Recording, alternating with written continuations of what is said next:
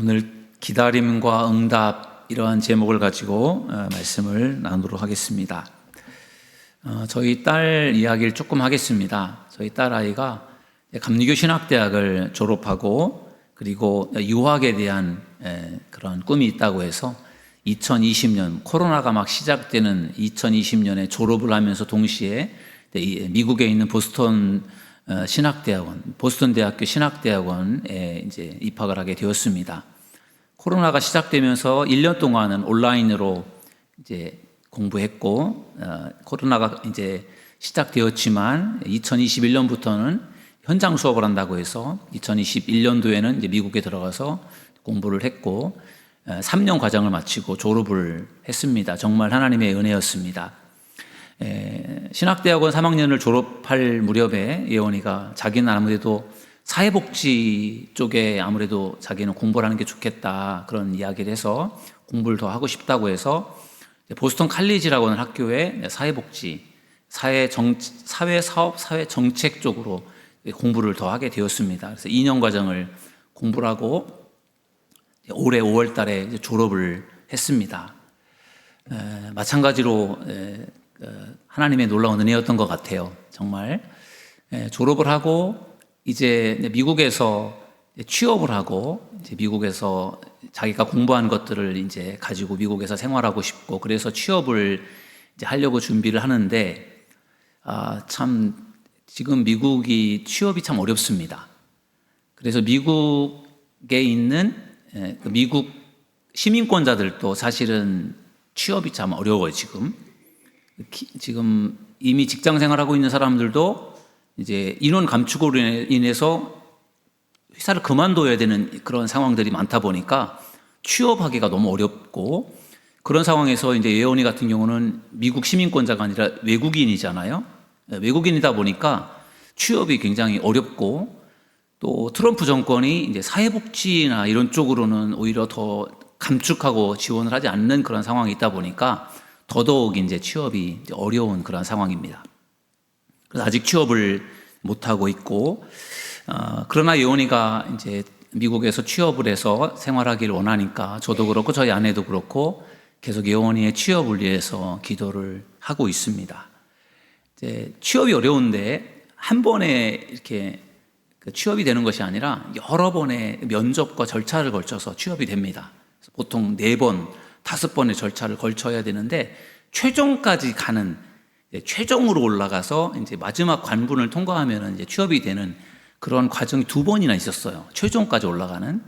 근데 거기서 또 안 됐어요. 그래서 아직도 취업이 이제 안 된 상태인데, 아무래도 예원이도 그런 얘기를 했습니다. 자기가 실력이 없어서 떨어지는 게 아니라 자기의 신분 때문에 취업이 안 되는 것 같다. 그래서 자기는 실망하지 않는다. 그런 이야기를 하고 있고, 그래서 저희들도 계속 기도를 하고 있습니다. 돌아보니까 예원이가 이제 감리교 신학대학을 입학한 지로부터 지금 벌써 10년이라는 시간이 지났거든요. 10년, 11년이 되는데 지난 11년이라는 시간 동안을 돌아보니까 한 번도 쉽게 길이 열렸던 적이 없었던 것 같아요.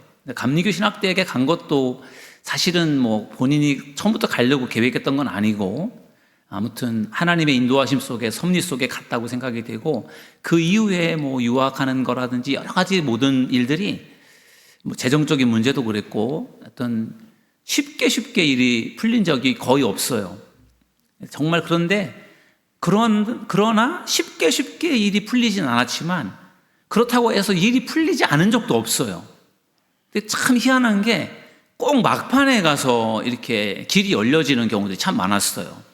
기도할 수밖에 없고 기다릴 수밖에 없었고 그런데 놀랍게도 하나님께서 정말 이렇게 저렇게 길을 열어주시고 문을 열어주셔서 이제 공부를 할 수 있었고 이제 지금 취업에 이제 문제에 놓여 있는데 취업이 또 안 되고 있으니까 또 하나님께서 언제 문을 열어주실지 잘 모르겠습니다. 그러나 지금까지 하나님께서 저희 딸아이의 인생을 볼 때 하나님이 꼭 문을 열어주셨거든요.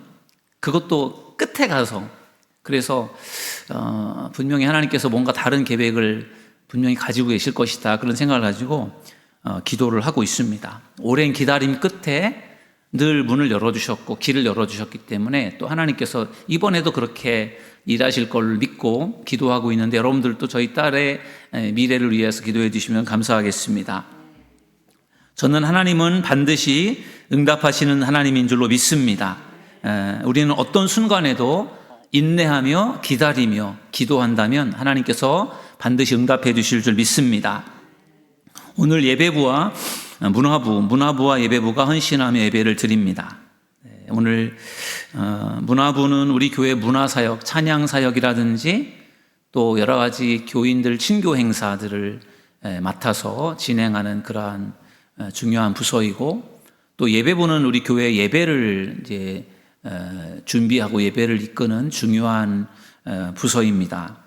그런 점에서 굉장히 문화부와 예배부가 중요한데, 오늘 헌신을 다짐하면서 맡은 바 사명을 잘 감당하기로 결단하는 시간이 되기를 바랍니다. 오늘 시편 40편 말씀은 다윗의 시입니다. 오늘 다윗의 시를 보면은 다윗이 기다리면서 응답받는 그러한 내용들이 나와 있어요. 그래서 오늘 본문의 제목을 제가 기다림과 응답 이런 제목으로 제목을 잡았는데, 오늘 기다림과 응답에 대해서 같이 좀 말씀을 나눠보도록 하겠습니다. 오늘 본문 말씀 1절 말씀에 보면은요, 다윗이 이런 고백을 합니다. 내가 여호와를 기다리고 기다렸더니 귀를 기울이사 나의 부르짖음을 들으셨도다. 아멘. 내가 여호와를 기다리고 기다렸더니, 이렇게 기다렸다라고 하는 말을 2번 반복을 하고 있어요. 기도하고 또 기다리고, 기도하고 또 기다리고. 기다리고 기다렸다라고 하는 그 말 속에서 다윗이 금방 기도해서 응답받았다라기보다는 뭔가 기도하면서 기다림이 있었던 거예요. 그런데 다윗이 그러나 기다리면서 힘들어하고 지쳐하기보다는 기다리면서 하나님께서 응답하실 것을 믿는 믿음이 있었어요. 왜냐하면 다윗의 인생도 늘 그렇게 기다리면서 하나님 응답하시고 그랬거든요. 어떻게 보면 금방 쉽게 문제가 해결되기보다는 다윗도 많은 고난의 시간들을 통과했고, 많은 기다림 속에서 다윗이 왕위에 오르게 되었고, 또 그가 40년 동안 이스라엘을 통치할 때에도 그런 뭔가 쉽게 일이 풀려질 때도 있었지만, 많은 기다림 속에서 하나님이 응답하신 것들을 경험했기 때문에 다윗이 그 경험 속에서 이런 고백을 할 수 있는 것 같아요. 내가 기다리고 기다렸더니 하나님께서 응답을 하셨더라. 이것은 다윗의 경험에서 우러나오는 고백인 것입니다. 다윗은 기도하면서 기다렸고, 기다리면서 응답을 받았던 경험 때문에 이렇게 고백할 수 있는 것입니다. 여러분, 하나님은 우리의 기도를 반드시 응답하신다는 것을 믿으시기를 주님의 이름으로 축원합니다. 하나님은 반드시 우리의 기도를 응답하시는데, 하나님이 응답하시는 방법이 3가지가 있어요. 첫 번째는 즉시 응답하시는 방법이에요. 일종의 예스라는 거죠. 우리가 기도하는 어떤 기도의 어떤 방법들 중에서 우리가 가장 좋아하는 기도의 어떤 응답일 겁니다. 내가 기도하는 것을 하나님이 즉시 응답하시는 것. 그걸 우리가 참 좋아하잖아요. 그리고 그게 바로 응답이라고 생각을 합니다. 그런데 사실은 그것은 응답의 하나의 응답에 불과한 거예요. 내가 기도하는 대로, 내가 기도하는 시간에 즉시 빨리빨리 응답되는 것이 그게 다 응답이 아니라, 그거는 여러 가지 응답, 크게 말하면 3가지의 응답 중에 하나의 응답이지 그게 응답의 전부가 아니라는 거예요. 히스기야 왕이 죽을 병에 걸려서 이제 하나님 앞에 기도를 하는데, 이사야 선지자가 어느 날 갑자기 찾아와서 하나님의 말씀인데 이제 죽을 날이 얼마 남지 않았으니까 좀 신변을 정리하고 죽을 준비를 하라는 그런 이야기를 이사야가 들려주었어요. 그러니까 히스기야가 난데없이 죽음을 준비하라는 그러한 말을 들었을 때 굉장히 히스기야로서는 당황스러웠을 것이고 굉장히 충격을 받았을 거예요. 그렇지 않겠습니까? 갑자기 죽을 병에 걸렸으니까 죽을 준비를 하라니까 이게 얼마나 당황스러운 일이겠어요. 근데 그때 히스기야가 하나님 앞에 기도를 합니다. 하나님께 자기의 행한 일들을 아뢰면서, 하나님 저를 살려주시고 저를 더 살 수 있도록 도와주시고 저를 불쌍히 여기시고 하면서 하나님 앞에 기도를 드리는데 정말 간절히 기도를 해요. 그리고 하나님께서는 히스기야의 그 눈물과 그의 그 기도를 들으셔서 응답을 주시는데 즉시 치유되도록 하나님께서 응답해 주신 줄 믿습니다. 이사야가 무화과나무 무화과의 뭉치를 가져와서 그의 환부를 발라주었을 때 히스기야의 죽을 병이 즉시 치유된 줄로 믿습니다. 히스기야는 죽을 병에 걸렸다라는 이야기를 듣자마자 하나님 앞에 살려달라고, 치료해달라고 기도를 했고, 하나님은 즉시 이사야를 통해서 치료해 주었으니 히스기야가 기도하는 기도, 치료해달라고 기도하는 기도가 즉시 치유가 되었으니 그는 그가 원하는 기도를, 그가 응답을 받게 된 줄로 믿습니다. 이것이 사실 우리가 바라는 기도이죠. 응답에 우리는 가장 원하는 응답일 거예요. 내가 원하는 대로 하나님 빨리 응답을 주세요. 나의 병을 고쳐주시고, 나의 사업을 회복시켜주시고, 나의 자녀들이 즉시 뭔가 잘되게 해달라는 그런 기도를 우리는 좋아하고, 그런 기도를 할 때 하나님이 그걸 금방 이루어지면 응답받았다고 좋아하잖아요. 근데 그것은 하나님이 응답하시는 방법 중에, 3가지 방법 중에 하나에 불과하지 그게 전부가 아니라는 거예요. 그래서 하나님이 응답하시는 첫 번째 방법은 우리가 원하는 대로 즉시 응답해 주시는, 일종의 내가 원하는 대로 하나님이 이루어 주시는 예스가 하나님의 응답의 방법이라면, 두 번째 하나님의 기도의 응답 방법은 노라는 거죠. 아니다. 우리가 하나님 앞에 이렇게 해주세요라고 할 때 하나님께서 안 돼, 그렇게 안 해줄 거야, 이렇게 말하는 게 응답을 못 받은 게 아니라 그것도 응답이라는 것이죠. 대표적인 경우가 사도 바울의 기도였어요. 사도 바울이 죽을 병에 걸려서, 죽을 병은 아니지만 육체 가시, 정말 그를 고통스럽게 하는 그러한 육체 가시처럼 느껴지는 그 질병 때문에 하나님 앞에 고쳐달라고 3번씩이나 기도했잖아요. 1번도 아니고 2번도 아니고 3번씩이나 하나님 앞에 고쳐달라고 간절히 기도한 거예요. 하나님이 안 고쳐주셨잖아요. 그러면 응답을 못 받은 겁니까? 아닙니다. 사도 바울이 3번이나 하나님 앞에 기도했을 때 하나님께서 응답을 주셨는데, 내 은혜가 내게 족하도다. 내가 이 육체의 가시를 너에게 남겨두는 것은 너가 너무 자고하지 않게, 너가 너무 자만하지 않도록 내가 육체의 가시를 남겨주는 것이고, 너가 약할 때 더 강하기 때문에 내가 육체의 가시를 남겨두는 것이다. 내가 너의 기도를, 내가 너의 기도를 들어서 너가 원하는 대로 치료해 주는 것이 좋겠지만, 내가 볼 때는 치료해 주지 않는 게 훨씬 너에게 유익하니까 내가 안 고쳐주겠다, 이렇게 하나님께서 말씀하신 거예요. 그런데 그것이 응답을 못 받은 게 아니라 응답을 받았다라는 거죠. 사도 바울이 그 말씀을 듣고 더 이상 고쳐달라고 기도하지 않았고, 하나님께서 말씀하시는 것을 이해를 해서, 아, 내가 약할 때 내가 더 강한 것이구나, 내가 약하니까 더 하나님을 의지하면서 내가 겸손하게 살아야 되겠구나, 그것을 알게 되어서 더 이상 하나님 앞에 치료해달라고 구하지 않았어요. 하나님께서 사도 바울이 저의 육체 가시를 제거해 주세요라고 기도했을 때 안 고쳐줄 거야, 아니야, 이렇게 노라고 거절하신 것이 그게 응답을 못 받은 것이 아니라 그것도 하나님의 응답의 또 하나의 방법인 것을 믿으시기를 주님의 이름으로 축원합니다. 어린 자녀들이 부모에게 달라는 것을 부모가 다 해주는 것만이 그게 다가 아니잖아요. 자녀들에게 해로운 것은 부모가 주면 안 되잖아요.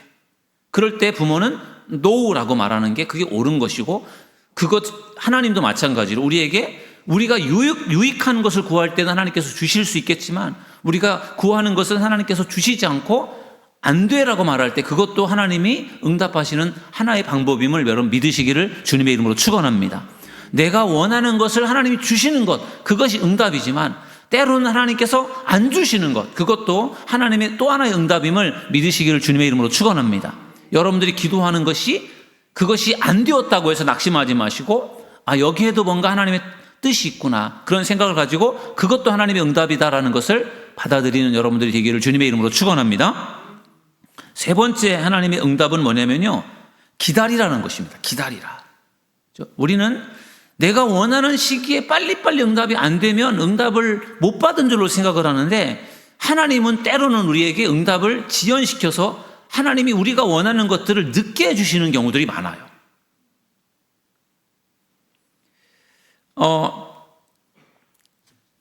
요셉이 17살 때 형들에게 미움을 받다가 애굽의 노예로 팔려가게 되었습니다.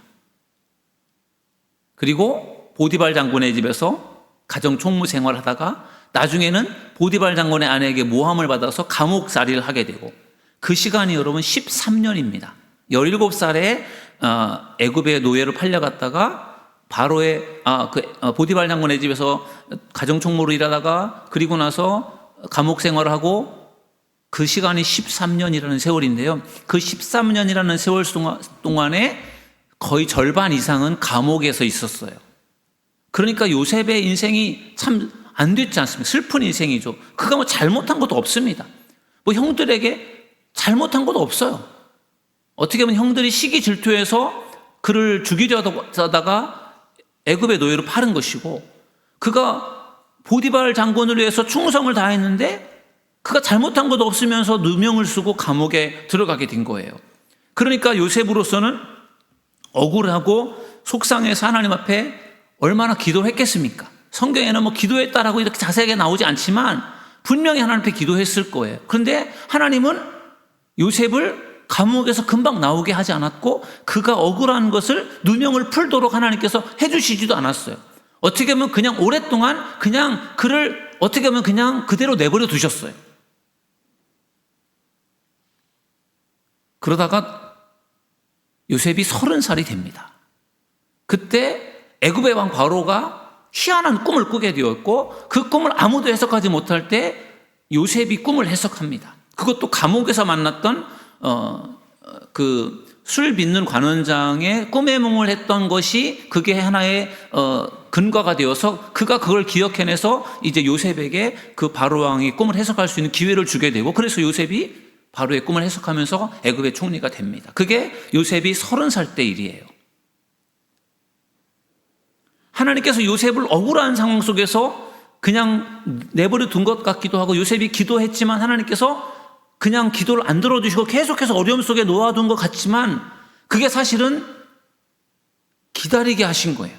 요셉이 더 준비되고 더 훈련되고 더 훌륭한 앞으로 애굽의 총리로서의 역할을 감당할 수 있도록 그가 더 성장하도록 하나님께서 기다리는 시간을 갖게 하신 겁니다. 그로 하여금 보디발 장군의 집에서 일하면서 배우게 하셨고, 감옥 속에 있으면서도 많은 것들을 배우게 하셨고, 그러면서 결국은 그가 준비하는 시간을 갖게 하셨던 것입니다. 그러니까 결국은 요셉이 어렸을 때 꿈꾸었던 형들의 볕단이 자기를 향해서 절하는 것이라든지, 하늘의 해와 달과 10개의 별들이 자기를 향해서 절을 하는 그런 모든 모습들이, 그게 하나님께서 장차 요셉을 크게 쓰시려고 하는 것들을 보여주셨던 것인데, 그 꿈을 결국은 그가 오랜 세월이 흘러서 그 꿈을 이루게 된 거예요. 그 꿈을 이루기까지 오랜 기다림이 필요했던 것이죠. 하나님, 저는 왜 이래요? 왜 저는 이렇게 억울하게 살아야 됩니까? 저 너무 속상해요. 하나님, 정말 이럴 수 있어요? 이렇게 따진 게 아니라 그냥 기다린 거예요. 그러면서 결국은 때가 되었을 때 하나님께서 요셉을 높이 들어서 귀하게 쓰신 줄로 믿습니다.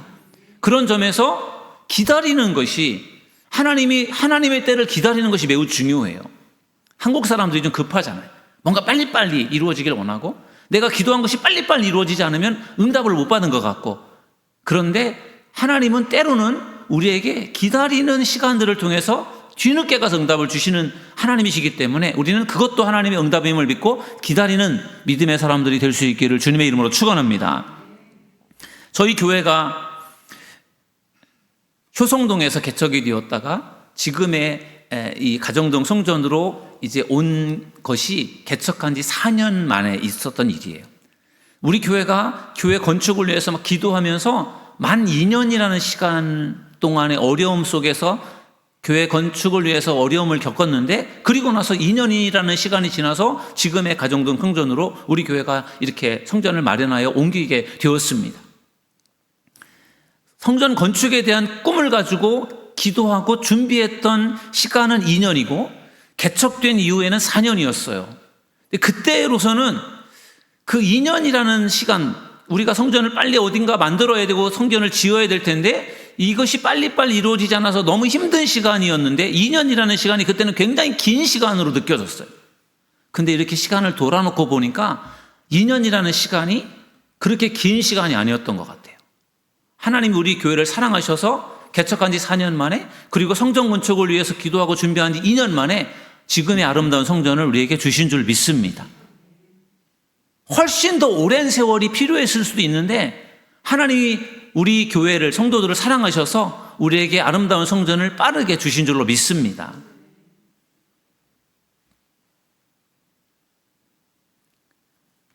왜냐하면 하나님께서 일하시는 그러한 일들 가운데 하나님께서 더디게 이루어 가시는 일들이 참 많기 때문에 그런 걸 보면은 하나님께서 우리 교회에 큰 은혜를 주셨다 그런 생각이 들어요.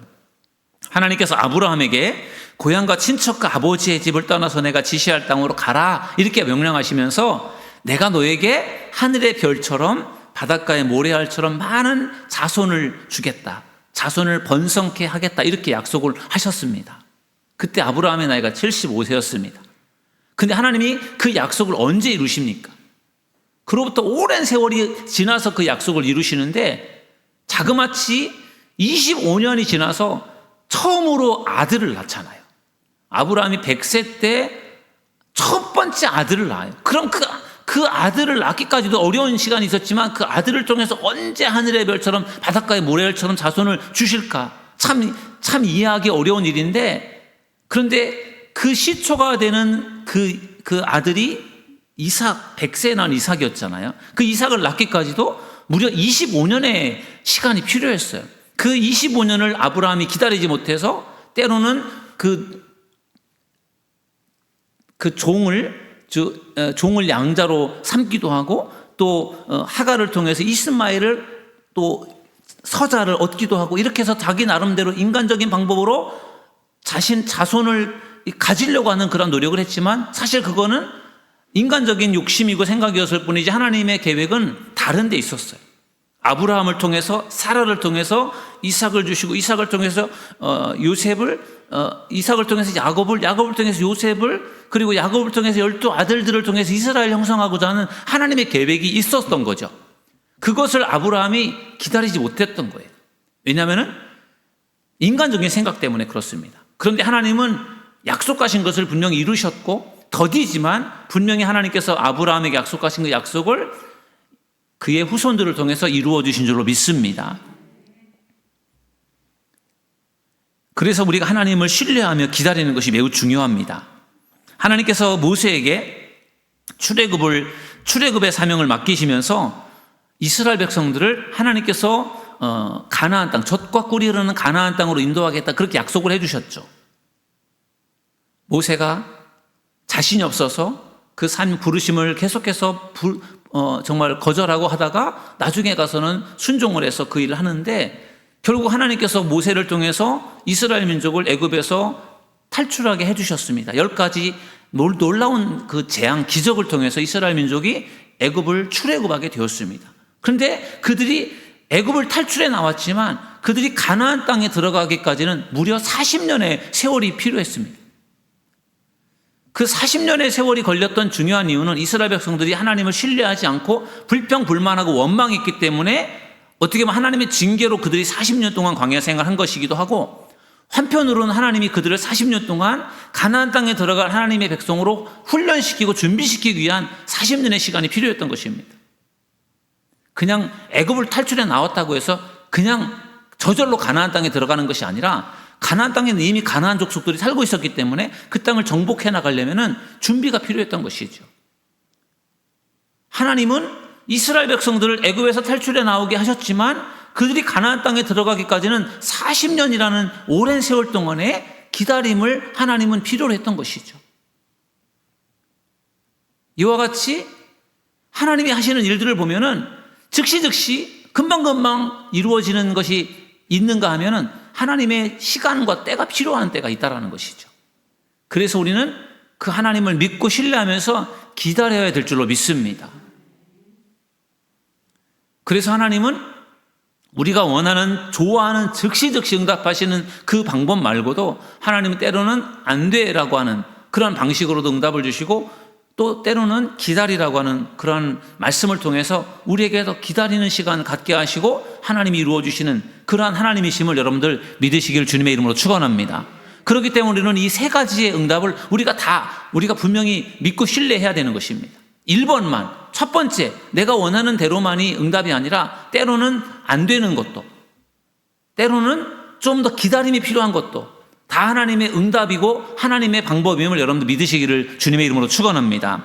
그래서 오늘 1절 말씀으로 다시 가면은 내가 여호와를 기다렸더니 귀를 기울이사 나의 부르짖음을 들으셨도다. 이렇게 다윗이 고백을 하는 거예요. 기다리고 기다렸더니 하나님이 내 기도를 들어주셨다. 여러분, 이 믿음을 가지고 여러분들도 끊임없이 기도할 수 있기를 주님의 이름으로 축원합니다. 다윗이 이렇게 기다리고 기다렸더니 하나님께서 응답을 해주셨을 때 다윗이 이런 고백을 합니다. 2절 말씀을 보면은 나를 기가 막힐 웅덩이와 수렁에서 끌어올리시고 내 발을 반석 위에 두사 내 걸음을 견고하게 하셨도다. 아멘. 하나님 앞에 기도하고 기다렸더니 하나님께서 응답을 주셔서 어떻게 되었느냐? 나를 기가 막힐 그러한 어려운 절망적인 웅덩이와 수렁에서 건져 끌어올려 주셨고 나를 내 걸음을 견고하게 하셨다. 하나님이 나를 위기의 상황에서 건져 주셨다라고 하는 것을 그가 고백을 하고 있습니다. 다윗은 죽음의 웅덩이와 어려운 상황 속에서 구원받게 된 하나님의 은혜에 대해서 하나님 앞에 감사하는 마음으로 큰 결단을 하는데 3절에 이런 결단을 합니다. 새 노래 곧 우리 하나님께 올릴 찬송을 내 입에 두셨으니 많은 사람이 보고 두려워하여 여호와를 의지하리로다. 아멘. 여기 보면은 하나님께서 나를 살려주시고 나를 구원해 주신 것에 감사하는 마음으로 다윗이 뭐라고 고백하냐면은 새 노래를 부르겠다, 그런 고백을 해요. 새 노래를 부르겠다.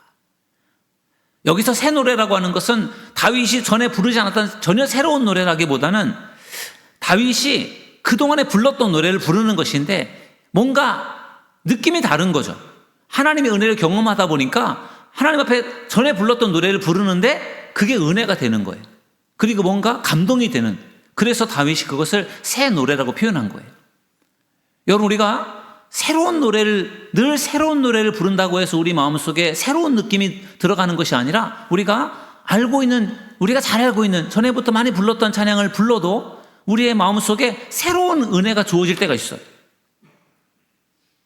오늘도 김순 장로님이 리더하시면서 찬양을 부르실 때 우리가 잘 알고 있는 찬양들을 불렀지만 그게 옛날에 우리가 불렀던 찬양이기 때문에 우리 마음속에 아무런 느낌이 없는 게 아니라 그게 우리 안에 뭔가 새로운 기쁨을 주고 우리에게 뭔가 감동을 줄 때 여러분, 그것이 새로운 찬양임을 여러분 믿으시기를 주님의 이름으로 축원합니다.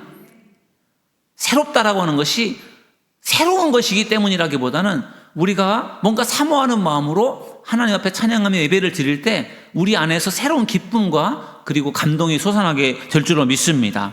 다윗이 하나님께서 주신 은혜가 너무 감사해서 하나님, 제가 하나님을 찬양하겠습니다. 새 노래로 찬양하겠습니다. 이렇게 다윗이 결단을 하고 있고요. 또 한 가지 다윗은 하나님 앞에서 결심을 하는데 4절 말씀에 보면은요, 여호와를 의지하고 교만한 자와 거짓에 치우치는 자를 돌아보지 아니하는 자는 복이 있도다, 이런 고백을 해요.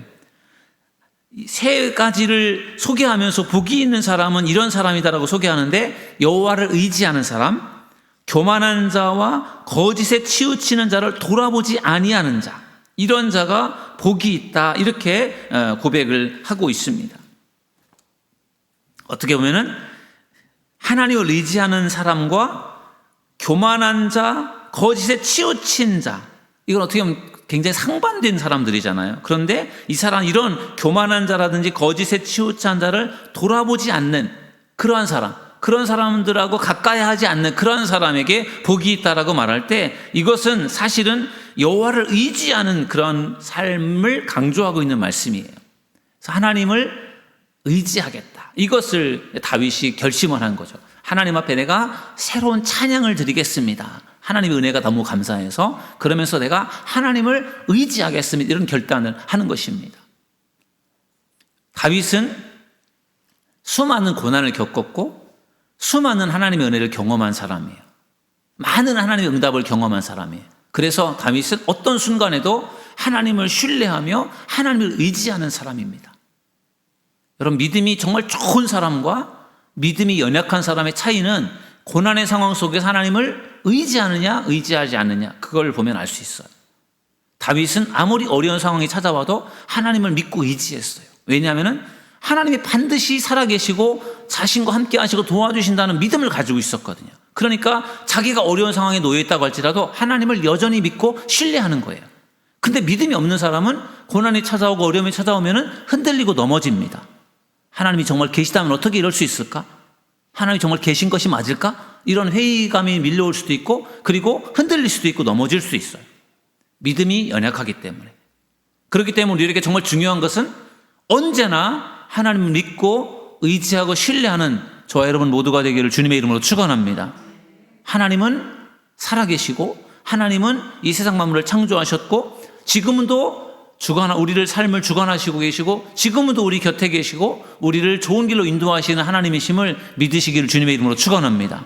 우리에게 즉시 우리가 원하는 일이 이루어지지 않았다고 해서 우리에게 어려움이 찾아왔다고 해서 흔들리는 것이 아니라 그 하나님을 여전히 신뢰하고 믿고 의지하는 그러한 믿음의 사람들이 될 수 있기를 주님의 이름으로 축원합니다. 오늘 다윗이 그런 고백을 하는 것입니다. 하나님 앞에 기다리고 기다렸더니 하나님이 응답을 주셨더라.